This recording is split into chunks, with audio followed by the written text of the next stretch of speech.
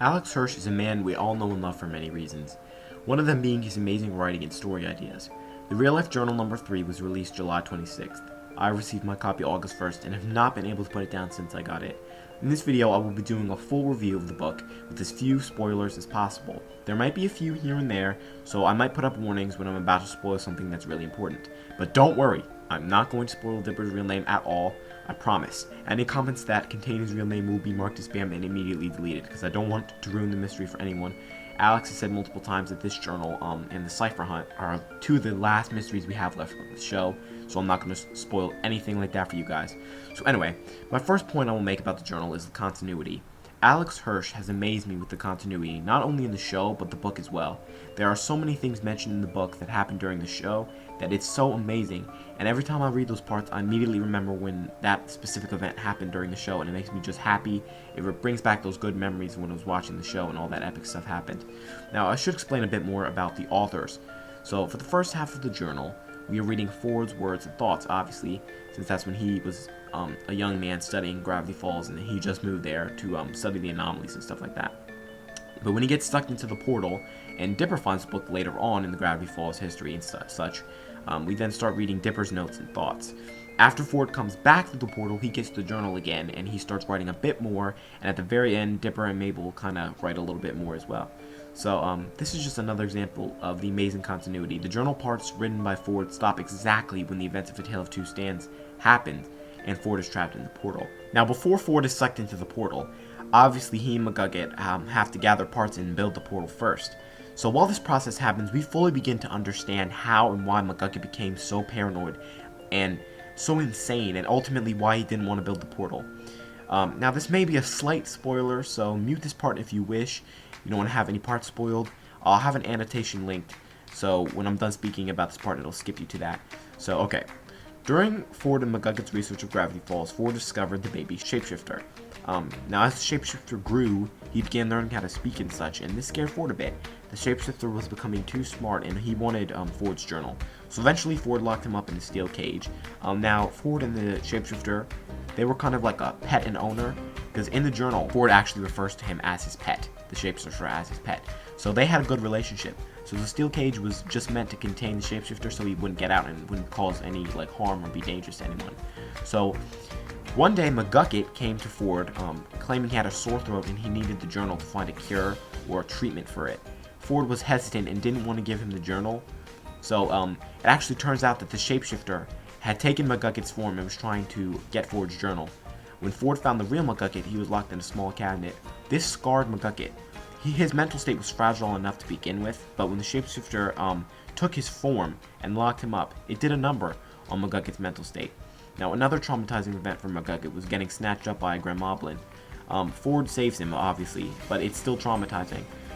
We of course know that McGucket was accidentally sucked into the portal for a short time while Ford and McGucket were testing it to see if it was stable and working or whatever.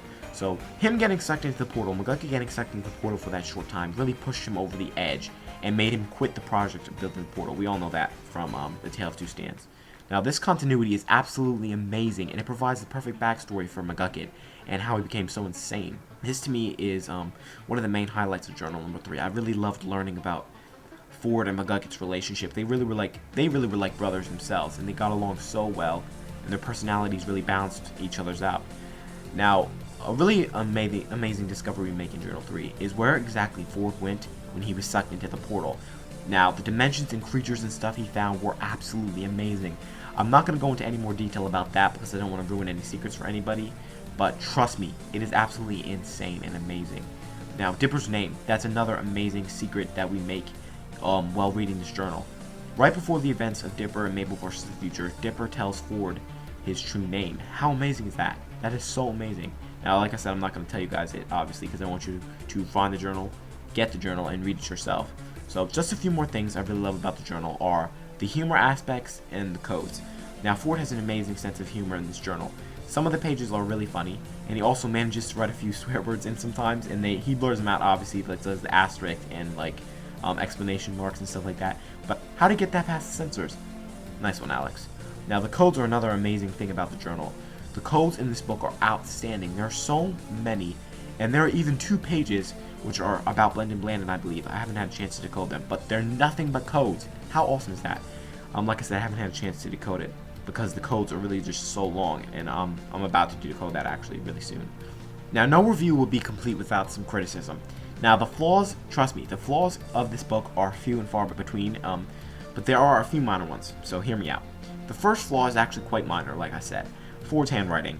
Now, all of Ford's sections are written in a very heavy cursive handwriting, which makes the writing a bit difficult to read. Like I said, it's extremely minor. Another flaw in the journal is Dipper sections. Now, I know when Dipper found the journal in Season 1, nothing really dark or that mysterious was happening because it was Season 1, it was the light season of the show.